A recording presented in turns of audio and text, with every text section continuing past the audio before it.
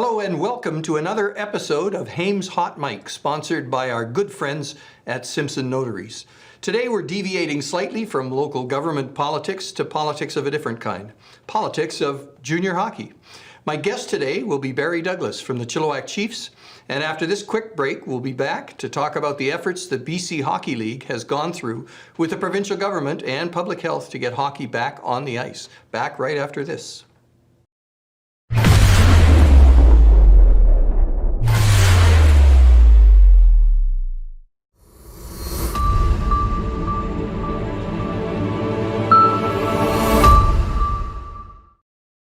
Welcome back. My guest is Barry Douglas. Barry is the Vice President of Business Operations for the Chilliwack Chiefs Hockey Club and is also a governor of the BCHL. With over 25 years experience in media and junior hockey, Barry leads the Chilliwack Chiefs marketing and sales and oversees the front office. Volunteer coach for minor baseball, a founding board member for the Sports Hall of Fame, part owner of Champagne and Lace. Well, Barry's just well known for his service to the league and to this community. Barry's been honored with multiple awards dealing with marketing, Community Sport Hero Awards, and in 2018, the Rotary Club of Chilliwack Mount Sham named him an honorary Paul Harris Fellow. Welcome, Barry, to the show. Thank you. I appreciate that, Clint. It's an honor to be on here, and just a quick congratulations to your entire crew here with Wayne and Barris and everybody involved with this operation. It's been fantastic to watch. Thanks so much. Like so many people that I have on the show, their introductions can run just about as long as the interview because it's all people who are involved in a number of different ways in the community. Now, this show is usually about politics, but I feel these days there's a lot of politics involved in community sport in British Columbia and certainly around the BC Hockey League and our own Chilliwack Chiefs. So you've just announced there's going to be a season, a shortened season. Tell us just quickly how that's going to work in Chilliwack. Yeah, it's been a long haul. Won't lie about that. It's been over a year that the Return to Play Task Force has been working behind the scenes aggressively, trying to unearth every opportunity to make a season happen. And fortunately, the PHO and Dr. Bonnie Henry granted us our wish and approved our plan, and we're ready to hit the ice in early April for a 5-week season. And we will be having around 20 games per team. So we're looking at roughly 30 games in about 35 days at the Chilliwack Coliseum. So it's going to be a hub of activity, really busy, and we're in the process right now of going through all the different protocols and ensuring that we are as safe as humanly possible for our players when they arrive in Chilliwack and when they enter the Coliseum and when they leave the Coliseum. That's great news for Chilliwack Chiefs hockey fans. How are they going to be able to, I know there won't be in-person viewing for the games. How are Chilliwack Chiefs hockey fans going to be able to see their team? Yeah, great question. So there's a few different ways to keep up to date on the Chiefs. Before you can obviously watch the games live on Hockey TV, and the information for that is coming out in the next few days. And more information will be on our Chilliwack Chiefs website. Haley Ferguson, our social media guru at the office, she does a fantastic job of creating all these cool features and ways for you to connect with our players and our coaching staff and our trainers and everybody involved with the team. So we're on Facebook and Twitter, and we even do TikTok and Instagram. So there's a lot of ways to keep in touch with your Chilliwack Chiefs. So generally after games, there's always lots of stuff on social media showing highlights and those sorts of things. So people will have access to that.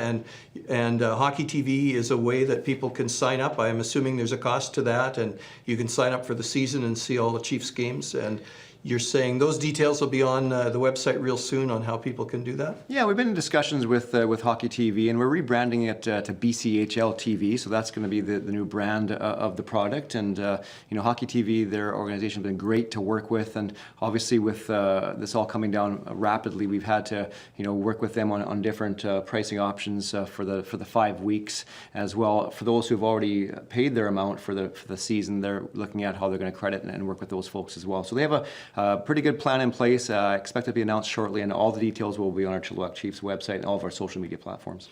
And I'm assuming that will be the same for people who purchase season tickets for this season, that you'll be announcing fairly soon how that's all going to work for, hopefully, our in-person next season. Really glad you brought that up, Clint. I mean, the season ticket holders are the heartbeat of our organization, and we just can't thank them enough for supporting us through this difficult time.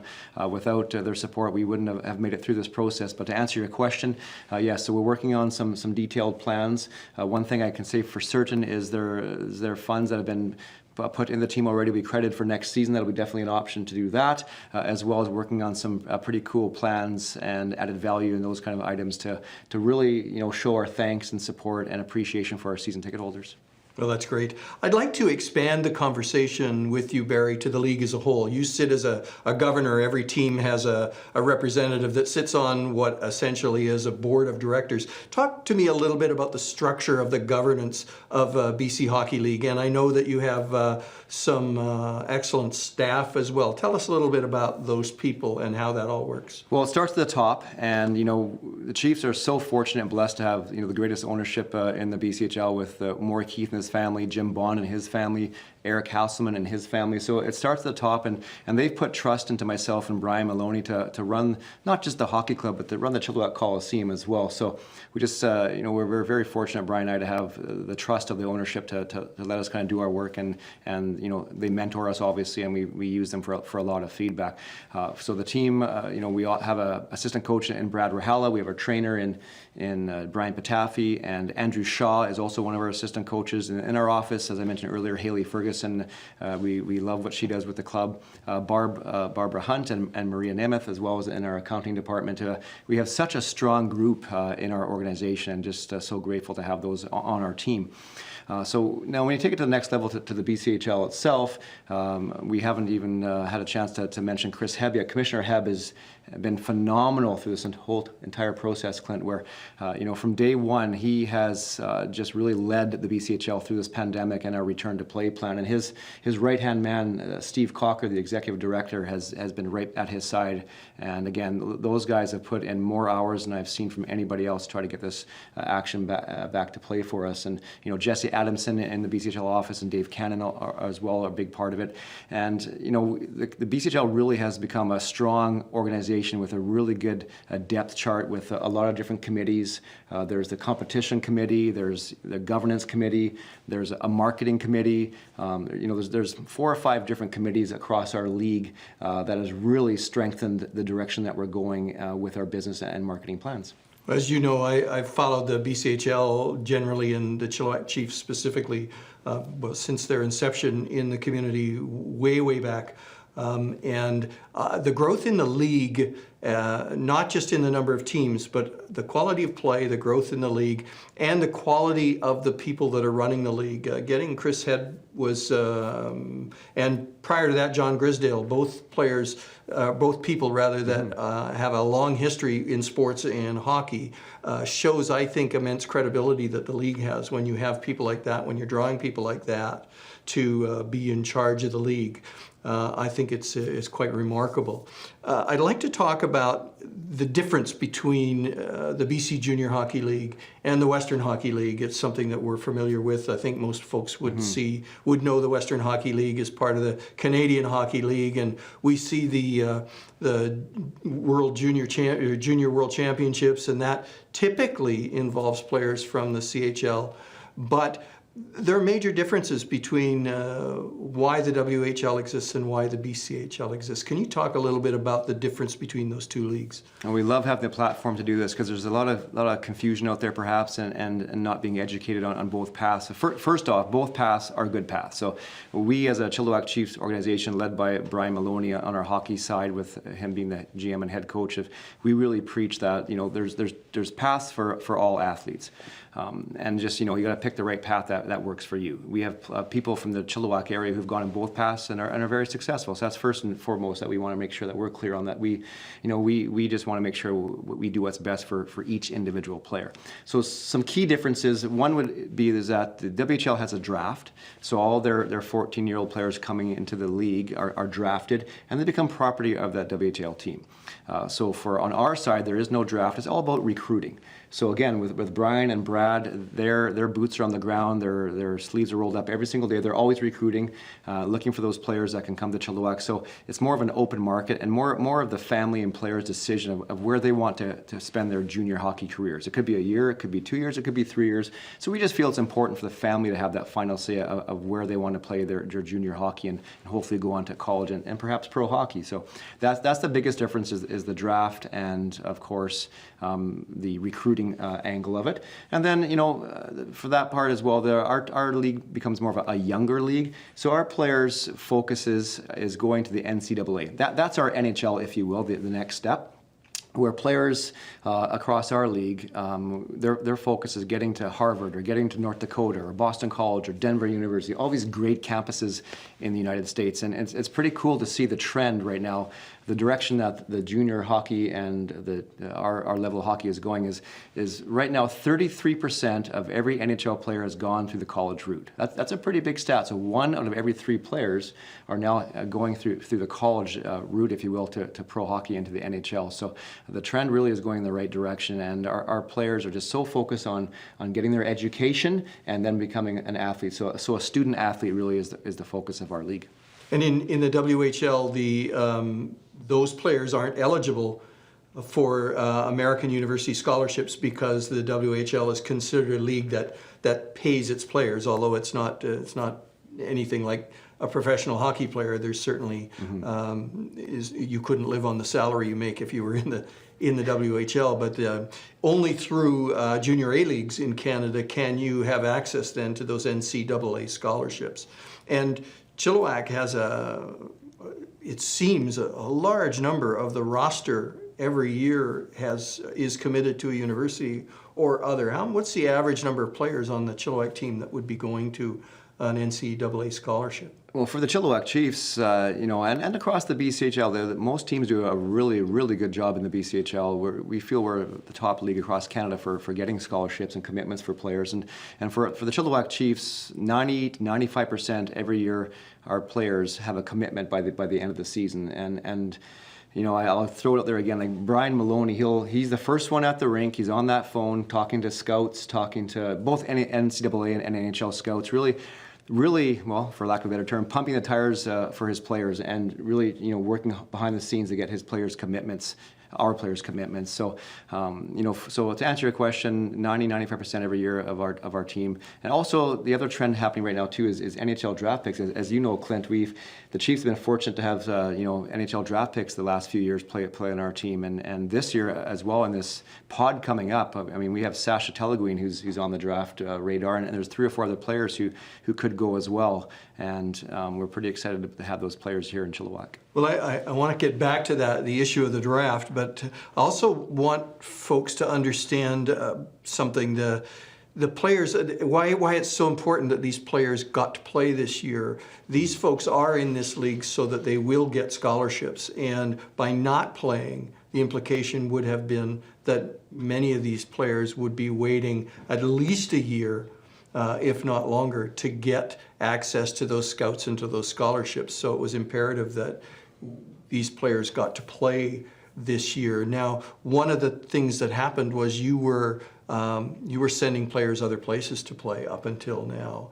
Where were some of the places that people went to play? Yeah, so when it's first, take us back to November and December, where it was looking bleak, to be honest with you. We were, we at the Chilliwack Chiefs always had that can-do attitude, but even we were getting a little nervous that there might not be hockey this year, and Brian immediately reached out to other leagues like the USHL who had started up and going, and seeing if there were some fits for some of the players, like Keenan Draper, for example. There's an NHL draft pick, a Detroit Red Wing pick.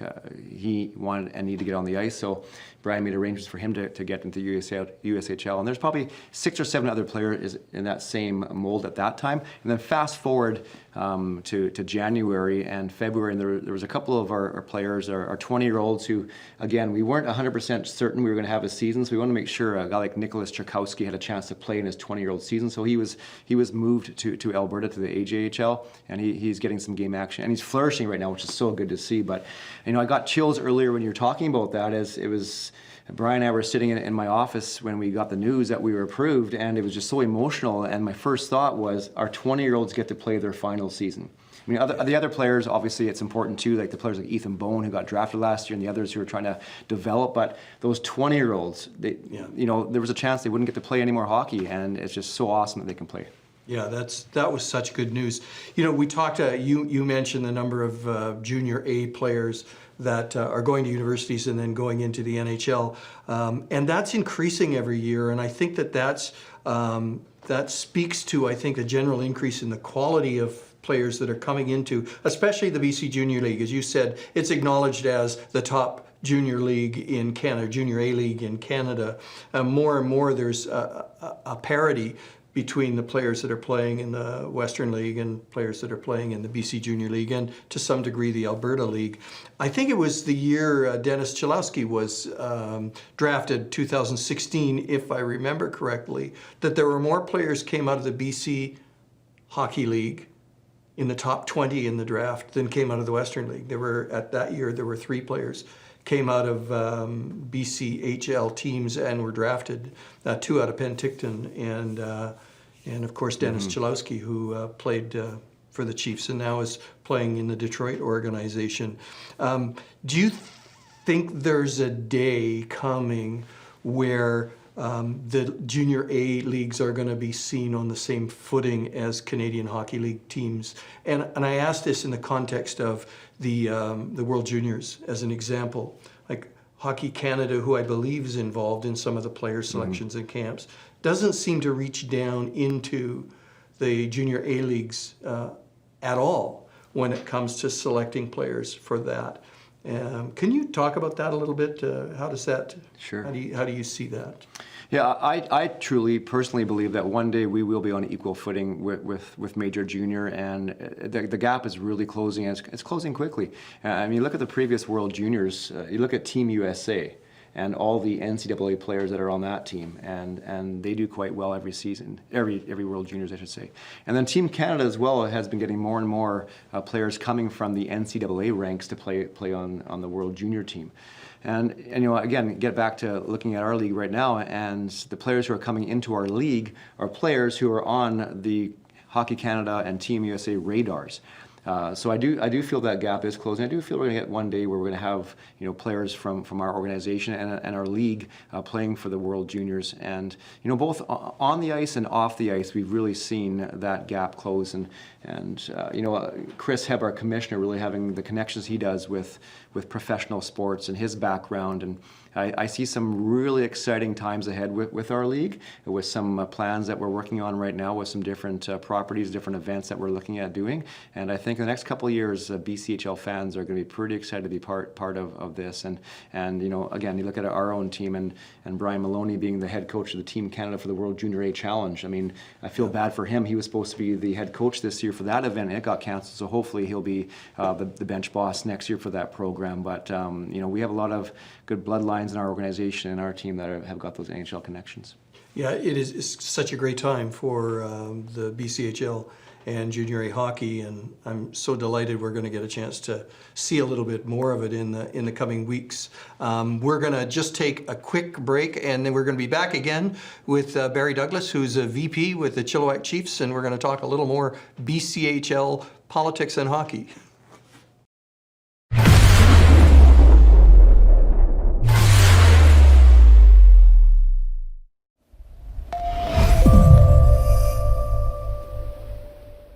Welcome back. I'm back with Barry Douglas.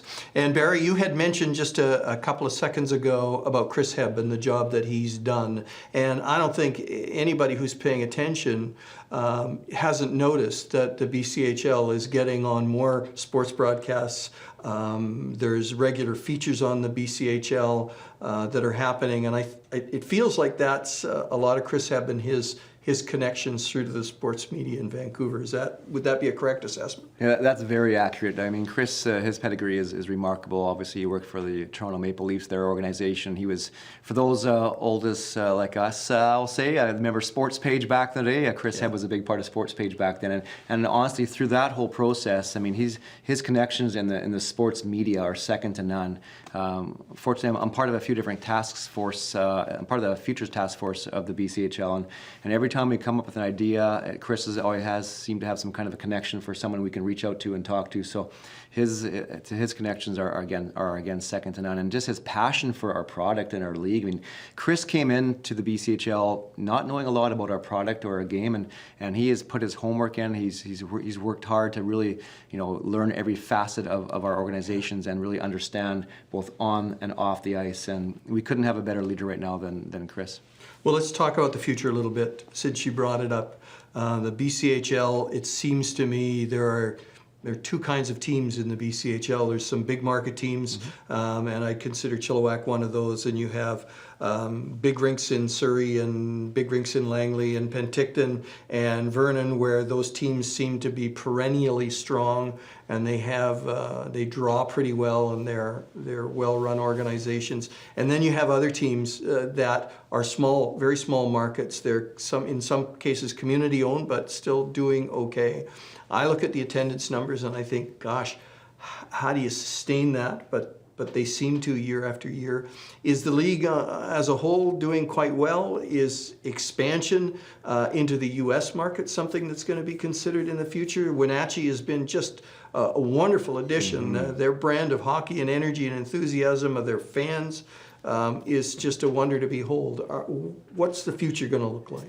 Well, next year is the 60th anniversary of the BCHL, so that's a pretty cool marketing tool we're going to have next year to work on. So we've been working behind the scenes on some pretty awesome ideas for the 60th anniversary. Overall, the league is definitely going in the right direction. There was a few years ago where there's some teams losing some large amounts of money. That gap has closed, and we're all working towards getting to a break-even point at some point. I think that your point on Wenatchee, love going there. It's a difficult place to play, but it's awesome for our players to have that experience to go in there. And for those who went to Everett to watch games in the Western League, it's kind of a similar feel to the Everett and Wenatchee, if you will. It's that American crowd. It's a different crowd. It's rambunctious, it's energetic, and it's awesome. So to expansion, absolutely. The BCHL would love to expand. I know Chris has had discussions with some different groups in different areas, both in the United States and in BC. I could see our league expanding 2 or 3 teams, in the next 5 years if all goes according to our plan. And just comparing the teams that are privately and publicly owned, if you will, you look at Prince George. You might consider them a smaller market, a public-owned team, but they won the championship just a couple of years ago. Yeah. And then you look at Penticton, obviously, is a great team. Graham Fraser has done a phenomenal job as owner and governor of that team, and Penticton is, they're one of the teams you strive to be equal with. But across our league, I guess Merritt you'd probably consider one of the smallest market teams, but even Merritt has had some really good success the last few years. And Cowichan Valley, you look 2 seasons ago, they finished 8th. They upset the Penticton V's in the first round, and that was a huge upset. So they're, I remember that. Yeah. Yeah. So there's, the big markets and small markets. Yes, maybe off the ice, fans and sponsorship dollars might be a little different, but on the ice, the coaches in our league are from the smallest market to the biggest market. We have some phenomenal coaches and some really talented bench bosses across our league. And if you take the time to look at the different rosters, you'll see on every single team there are numerous players going to some big schools in the U.S. And like our very own Jordan Kawaguchi is doing really well. Koen Olaszewski. There's all these Chiefs alumni. I could list those for the next 5 minutes easily, but it's just pretty rewarding to see those players. Well, that was gonna be one of my questions, was a Chief to watch coming up in the next few years. Who do you think is the one that's played for the Chiefs that's maybe in university hockey now that you think is going to make a bit of a splash? Well, I have to start with those first 2 names I mentioned, Jordan Kawaguchi and Koen Olaszewski. Those were some of the 2 of the best Chiefs we've had in a long time. Gooch is they're both captains of their respective universities. So Denver and North Dakota, Koen and Jordan are the captains. That says a lot. It's not easy being a captain at any level, but especially at the college level. You mentioned earlier Dennis Cholowski. He's in the Detroit Red Wings system. I can see him, making a regular pro one day. say. But the last couple of years, Nikita Nesterenko last year, he's a Minnesota Wild draft pick. Keenan Draper, he's gonna be a player. There's just so many guys, and you look at Ethan Bowen, a local product. He's got a good upside, and then this year's undrafted Sasha Talaguin. Looking forward to some big things for him in this pod. But there's just so many guys, and I want to mention as well, maybe this is the time to mention that, is Clint, you've graciously come on board to chair our Alumni Association. So I know that you're going to be a huge part of telling those stories as we move in the next couple months. There's so many Chiefs stories out there of our alumni who are doing well on the ice, but also off the ice. So I just want to take a second to thank you as well for coming on to help us with that.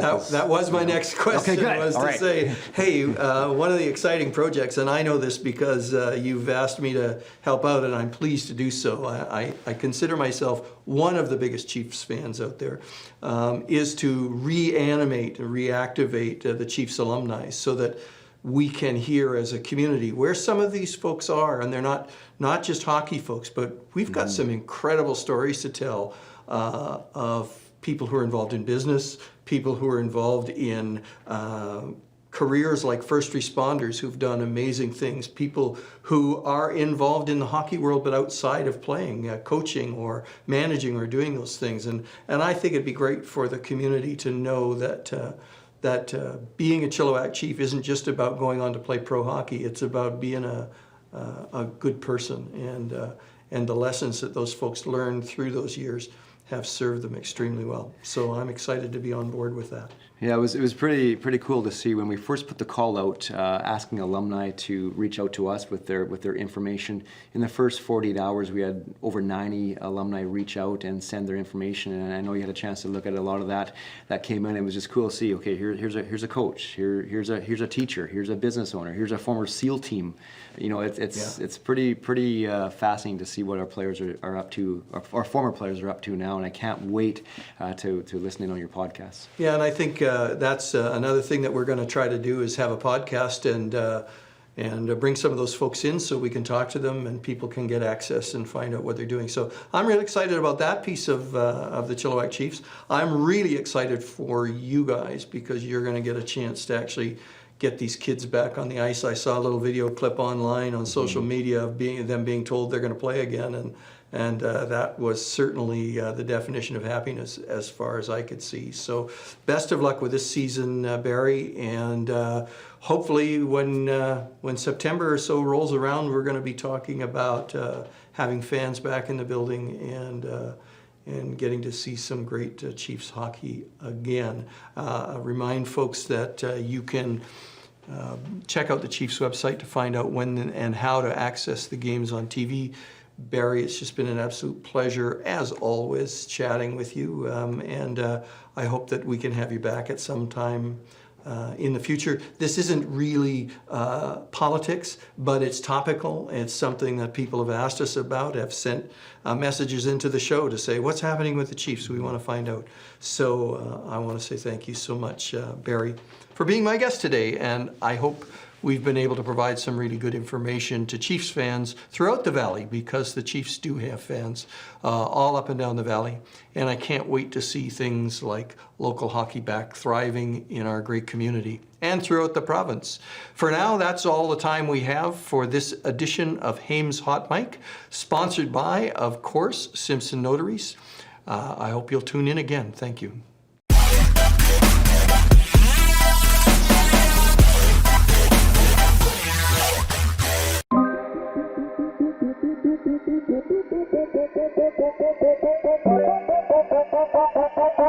Thank you.